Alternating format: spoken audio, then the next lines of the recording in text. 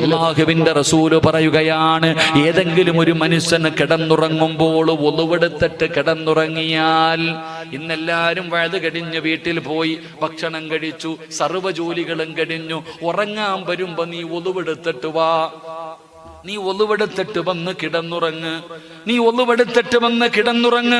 നീ കിടന്നുറങ്ങുന്ന സമയത്ത് നിന്റെ തലയുടെ ഭാഗത്തൊരു മലക്ക് കടന്നു വരികയാണ്, നിന്റെ തലയുടെ ഭാഗത്തൊരു മലക്ക് കടന്നു വരികയാണ്.